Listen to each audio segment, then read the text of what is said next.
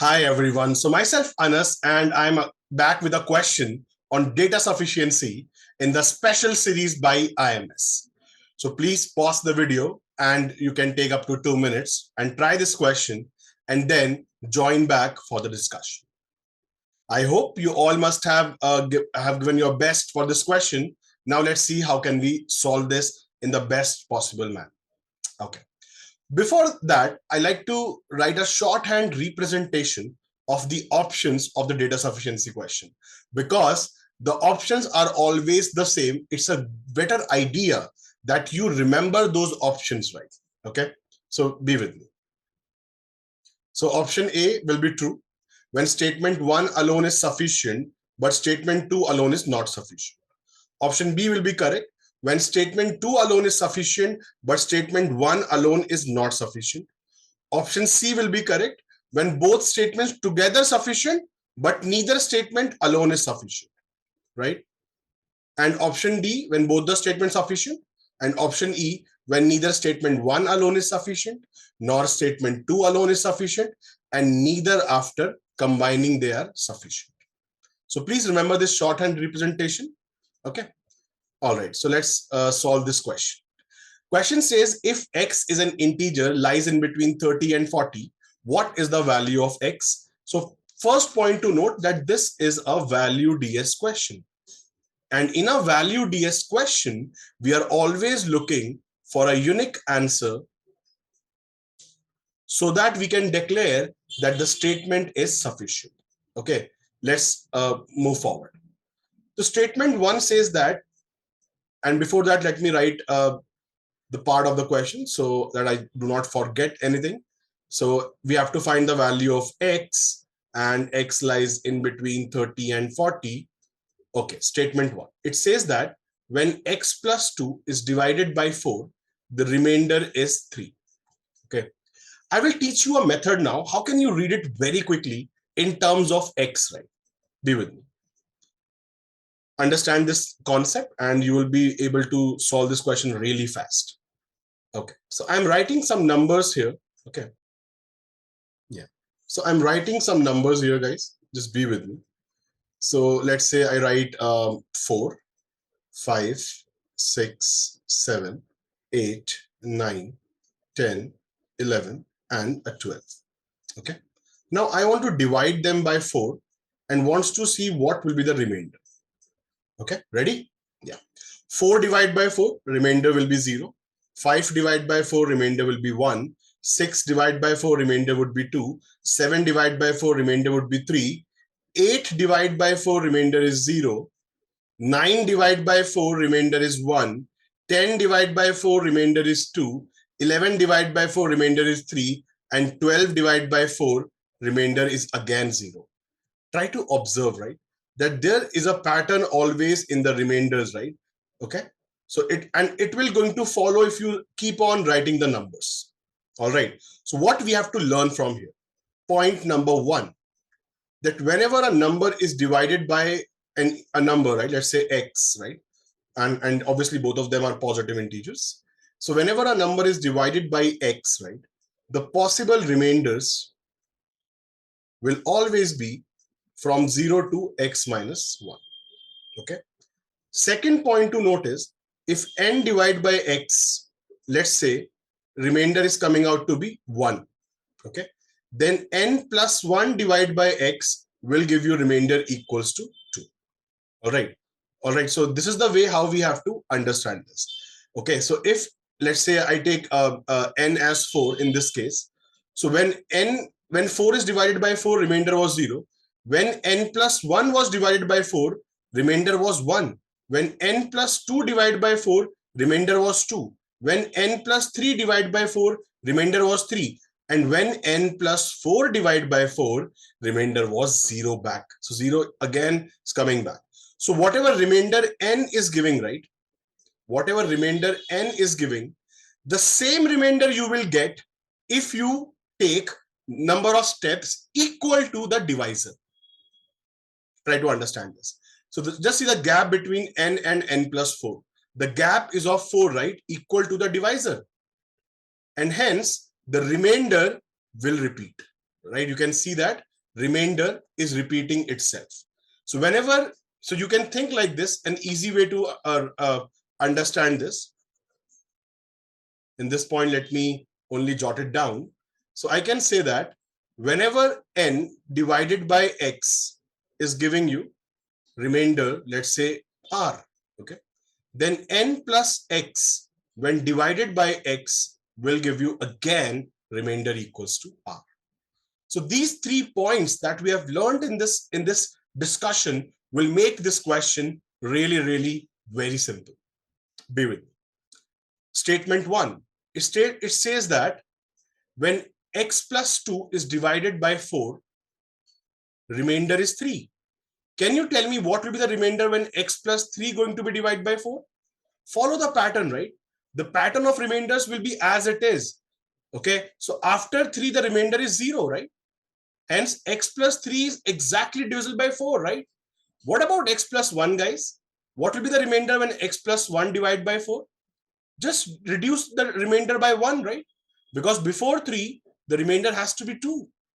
Similarly, what will be the remainder when x divided by 4, right? Just reduce 1 again, it will be remainder equals to 1. Hence, we are able to deduce that when x is divided by 4, remainder will be equals to 1. This is the deduction that we had from statement 1. Okay. I can show you this in one more way. How can you see this like in one more way after we discuss this entire question? Okay, so please make a note up till here, and I need to rub because I need some space. All right. So from statement 1, I can say that we can deduce that when x divided by 4, remainder will be equal to 1. Okay. Now we have the numbers, guys. The range is 30 to 40. Okay, so we can easily figure this out. So, and x is greater than 30. So what is the integer greater than 30? 31, right? And 31 till 39. Okay. Yeah. Now I can easily remember this, that 32 is a multiple of 4, right? So when 32 is divided by 4, remainder is 0. I want the value of, so my value of x is what? My value of x is when x is divided by 4, remainder should be 1, right? Okay, remainder should be 1. So will you allow me to say that the first number that will satisfy this criteria will be 33. Will be 33. Now, which is the next number after 33 will give me remainder 1? Give me answer quick, right? We have discussed that, right? If you want the same remainder, add the divisor into the number. So if I add 33 plus 4, that will be 37, and you can check 37 divided by 4, remainder is nothing but 1 only. Okay. And if you want the number ahead, again add 4 into it, and you will get 37 plus 4, that is 41, but that is outside the range. Okay. Hence, my the values of x could be 33 and 37. But this question is a value DS question. We are getting multiple values, right? Not a unique value. Hence, statement 1 will be insufficient. Okay. Statement 1 will be insufficient. All right. Let's move on and discuss the statement 2. So statement 2 says that when x plus 6 is divided by 3, the remainder is 0. Okay. Again, observe this, guys. X plus 6 can be written as x plus 3, right? Yes or no? So just think for a moment. Can I say that you're dividing this number by 3, right? You're dividing this number by 3. Okay. So you can easily understand this point. Let me draw the number line for you. So if x plus 6 on dividing by 3, remainder is 0, right? Then I know that on the gaps of the divisor, remainder will repeat. Okay, so if I take 3 steps back, that is x plus 3, it will give me the same remainder on dividing by 3. If I take 3 steps back, I will get x, and this will also give me the same remainder, that is equal to 0. Hence, we can deduce that x divided by 3, remainder will be 0, or I mean to say that x is a multiple of 3. Because whenever a number on dividing by a number gives you a remainder 0. For example, A divided by B, remainder is 0. This means that A is a multiple of B, B is a factor of A, and so on. Okay. So X is a multiple of 3. Now tell me in this range of numbers, how many multiples of 3 are there? Let me have some space here. So if I easily see in this range, how many are multiples of, you can say 3, we can easily see that starting from 31, ending at 39, right? So first multiple of 3 will be 33. Then next multiple will be 36, right? And the next multiple will be 39. Hence, there are 3 multiples of 3 in this range. Okay. Therefore, we are getting multiple values of X. And the same reason I will say statement 2 is also insufficient. Okay.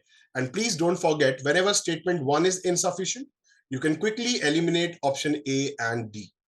Now statement 2 is insufficient, so you can also strike off B, right? Hence, now the answer will be either option C or option E.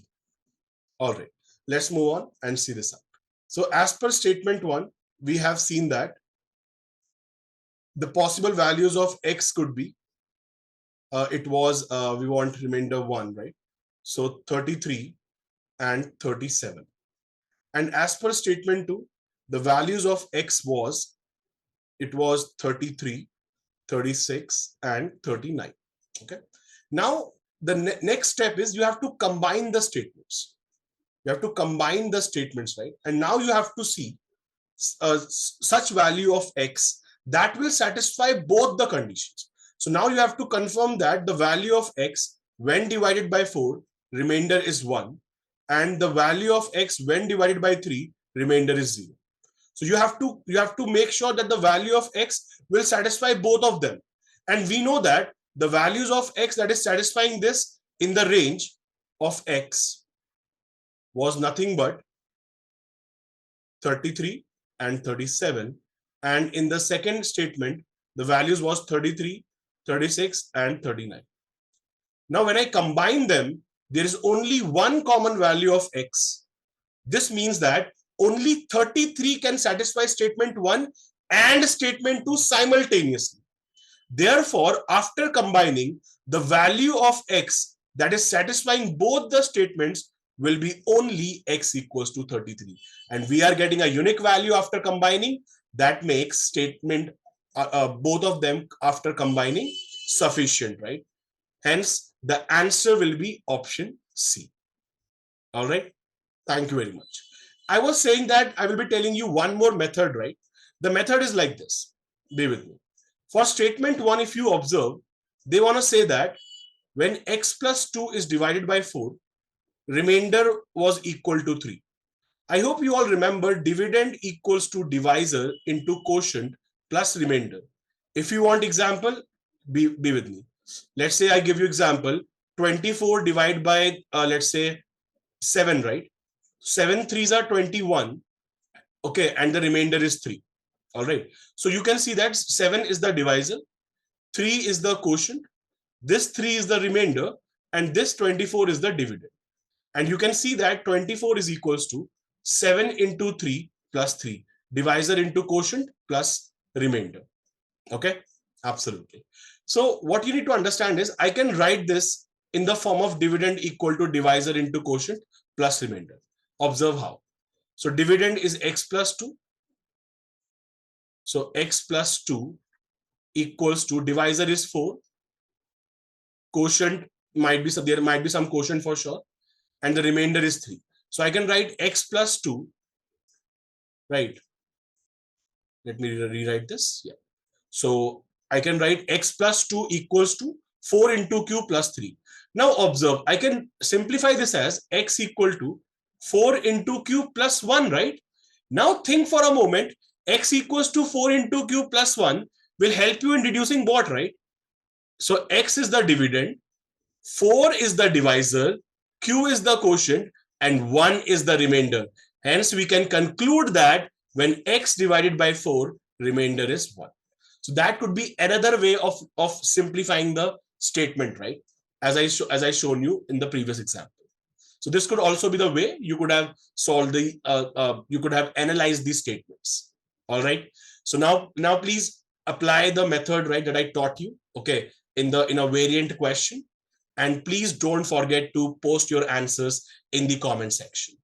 Right. So here is the question. Thank you, everyone. See you in the next video.